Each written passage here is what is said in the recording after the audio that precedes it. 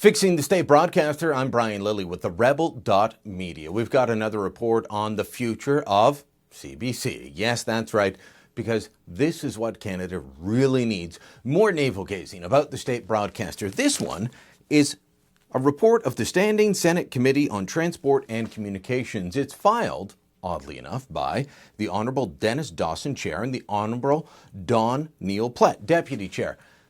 Dennis Dawson is a Liberal senator, or a Senate Liberal, depending on your parlance. And Don Plett, well, he's most definitely a Conservative. But here's the thing. There are some actual interesting recommendations in this report, and I want to go over some of them for you. There's the usual navel-gazing on what's the role of the state broadcaster, and should they be broadcasting more amateur sport? Should they be broadcasting the ballet from Winnipeg and the symphony from Toronto? Things like that.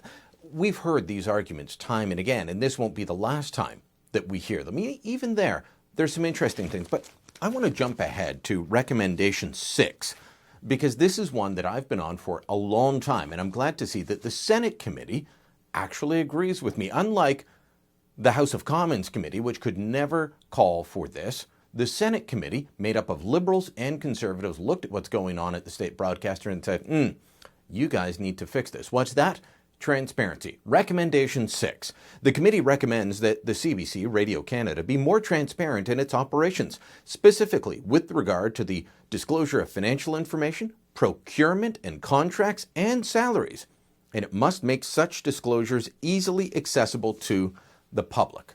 Of course, we've been calling for that for a long time. Remember the Money Drain series that I used to write about CBC hiding basic information, everything from how many cars and trucks that they owned or leased to what they paid for the rights to Hockey Night in Canada, how they lost the rights to Hockey Night in Canada.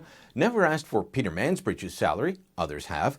But we did ask for the salaries and the perks of CBC's executives. These are public servants. These are not broadcasters who are in a competitive environment. These are public servants appointed by the government. We still couldn't get that. This report calls for all of that to change. Recommendation number 8. The committee recommends that the CBC Radio Canada divest itself of current real estate holdings and lease facilities and office space required for its operations. In some places, CBC is already moving in that direction, but in others, the state broadcaster loves to continue to hold on to its Taj Mahal. If we think about the Fortress on Front Street in Toronto, that grand building, some of it's leased out to other people, but they could actually just sell off the real estate, as many private sector companies have done, let someone else manage the real estate, and they just look after broadcasting, what they're actually supposed to be doing. Here in Ottawa, in Montreal, they have grand offices in Montreal. They're looking at spending $1 billion or more, it's been reported, to build a new Taj Mahal for the French service. The committee says they should get out of that business. Here's an interesting one. Recommendation number 9. The committee recommends that to the extent possible for efficiency and to minimize the CBC Radio Canada's administrative burden, the corporation's management and administrative functions be consolidated to the current head office located in the National Capital Region, while ensuring the maintenance of an operational presence in each region of Canada for all Anglophones and Francophones on the English and French networks respectively, and on other platforms. Do you remember the story about Hubert Lacroix, the president of CBC, double-dipping on his expenses to the tune of about $30,000? Why was he doing that? Because CBC's head office is located here in Ottawa. They've got a beautiful building on Spark Street. It's a short walk to Parliament Hill when he has to answer to his political masters, whoever they may be. But Lacroix didn't want to leave his beloved Montreal and his castle in Westmount, so they decided that they would give him an extra stipend for living expenses to travel back and forth, $1,800 a month, tax-free. And then he decided he would bill the taxpayer for his expenses as well, even though he's not supposed to do that. Fixing this would deal with the transparency issue. It would also deal with not paying Lacroix an insane amount of money to travel back and forth to work. When you're making more than $300,000 a year, should you really be getting extra just for commuting?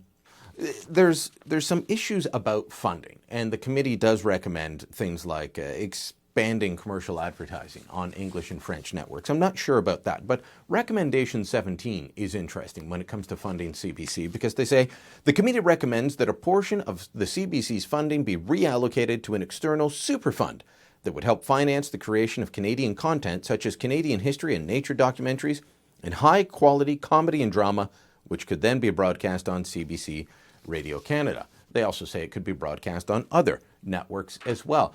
This is a good idea, but here's the question. Why not just take all of CBC's $1 billion worth of government subsidies and hand that over to a super fund? Sell off CBC. Take the annual $1 billion if you really want to be spending that on cultural issues and make a super fund that producers can access to make programming Canadians actually want to watch because, let's face it, Canadians are not watching CBC in droves. Part of the report did look at ratings for the state broadcaster as compared to other broadcasters and doesn't paint a pretty picture. CBC has the largest footprint in terms of conventional television stations across the country. How do they compare? Well, take a look at this. In 2012-2013, they had 5.6% market share. Compare that to BCE, which owns CTV and other channels. They had 15.4%. Global, owned by Shaw, had 8.5%. Chorus, mostly specialty channels, 0.3%. And Rogers, 4.6%. Rogers doesn't own that many TV stations, especially compared to CBC, and yet they're nipping at their heels. In French Canada, it's even worse. CBC Radio Canada, 13% market share. Quebecor, which owns TVA and a bunch of other networks, 24.4%. That shows that Canadians, if they valued what CBC was producing, they would be watching, but they're not. It's one of many problems with the state broadcaster that needs to be fixed. Thankfully, this Senate report does look into this. They make some good recommendations. Unfortunately, Liberal Senator Art Eggleton just put out the traditional Liberal pap on this. He issued a dissenting report. He says CBC should just be given more money and left alone to do what it does best. That's the wrong way to go. I still say it's time to sell the CBC, time to stop the madness, and let's put the whole $1 billion into their super fund. Then if they don't want to tell us what they're doing with the money that we give them, well, they don't have to worry. They wouldn't be getting tax dollars, they wouldn't be on the public dole, and they could be as opaque rather than as transparent as they want.